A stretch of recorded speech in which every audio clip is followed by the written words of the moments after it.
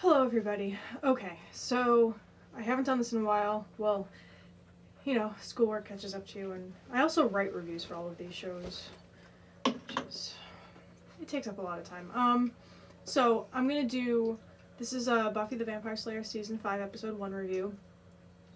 I know this is a show that's already ended, obviously, ended about 6 years ago at this point.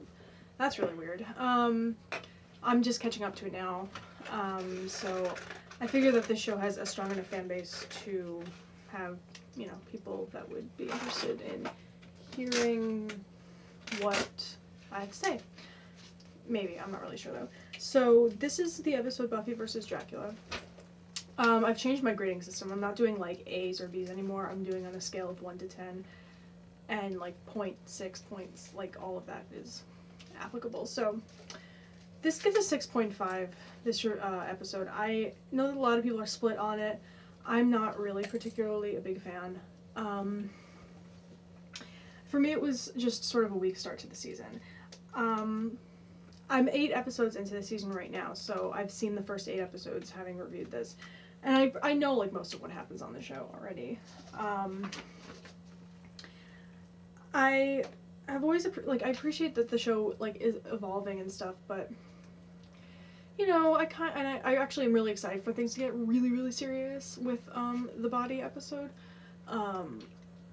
Just because I'm just really excited to see that episode after having like heard about it for years. But I kind of miss the way things were a little.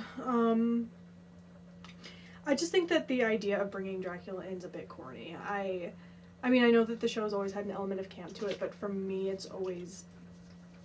To me, I just didn't think that this. I think that the Dracula thing sort of sounded better in like the pre-production stages, and then didn't really wasn't really executed as well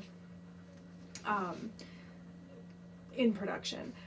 I do love that it brings Giles back to being Buffy's watcher. I love the scene at the end with the two of them, because it just really wraps up everything that they had been doing with Giles in season 4, which was him just not really knowing what to do with himself, kind of feeling out of place as like the older person that didn't really have a purpose anymore within that group, within the Scoobies. I thought that the actor actually that played Dracula did a really decent job. It really has nothing to do with him. I just, don't think that it was all that great in the end. The conversations that they have, there was some interesting stuff that was said, but I think that it went on a little bit too long. I think him saying it didn't really make it seem as serious as it probably is, in terms of the themes of her character. I really liked Willow's attempt to make Giles feel like a part of the group, because in the beginning of the episode, Giles tells her that he's going to be leaving for England, and she just tries to make him feel like he has a purpose, and it was really cute. And I also liked Xander's devotion to Dracula, even if it went like him eating the bugs was really stupid, and I thought that it went a bit over the top and they'd spent too much time on it, but there definitely was some funny stuff, I thought, in that part of the episode.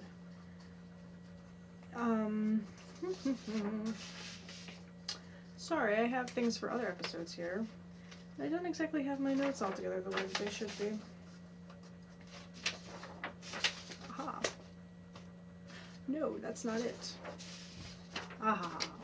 Yes. I really like Anya a lot more than I thought I was going to.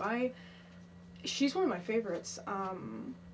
And again, having seen the first 8 episodes of the season also, I am really into her. I just think that her line deliveries never get old. I just think that her attitude never gets old. I just think it's always really fresh, and I think that Emma Caulfield really gives her like really creative ways of saying like the lines that she's given, and there's always that amusing touch of like obliviousness, where she's just like totally unaware of the customs of like people.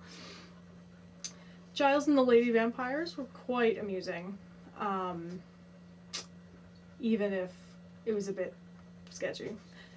It wasn't like that part wasn't funny. It was when Riley was trying to like bring him back, and he just like is like, I left my shoe down there and stuff, I must go back. Yeah, Buffy and Riley, you know, I know that a lot of people hate them. At least that's the vibe I've gotten. I like Buffy and Riley, but when you get to a certain point where you just kind of know that they're gonna break up and you just kind of want it to happen because after a while there's really nothing that is interesting about the two of them outside of the fact that you know that, like, and I also just feel bad for Riley. I really like him, you know, I just feel bad. I don't think he really gets it. You know, there's a lot of stuff I love between the two of them, but I also think that they spend enough time on it where it's not, like, I don't feel like it's overdone with the two of them. I do feel like the two of them get, like, a perfect amount of screen time, so I'm never like, oh my god, I'm so bored with this couple. You know. So the episode ends with the introduction of Dawn, who, after seeing Real Me, the next episode, I like her more in the episodes after that, but that episode, I cannot stand her. Oh my god. You know, I'm really, between the first two episodes I'm not really a fan of, actually. It's when we get to the replacement that I start getting really into it. You know, and Fool for Love is amazing as well. So at the time that I had written this, I had only seen the first two, and I'm just like, I'm not liking the season so far, I don't like the vibe I'm getting from it, this, that. But I actually do like the season a lot so far. I just don't like the first two episodes that much. And I watched it a while ago, and I've seen, like, a lot of the other episodes since then, so it's not as strong in my head as it should have been. So I apologize for the sort of really awfulness of this review. But yeah, so overall, you know, I thought that this was an episode that was good in concept, not so good in execution. So I don't really know what could have been done to change it. It's not awful, but at the same time, I'm just not a fan of it.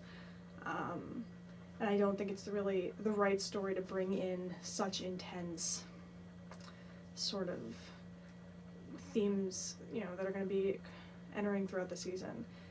First, with a story that I'm not really a fan of, so that was sort of unfortunate. So that's about it for that one. 6.5, I think is what I gave it. Or did I give it 6.9? Whatever, it's at the beginning of the episode what I gave it. So anyways, that's my really awful review, and hopefully they'll be a bit more clear. Buffy's a bit difficult since I am watching them all in a row, so okay, bye.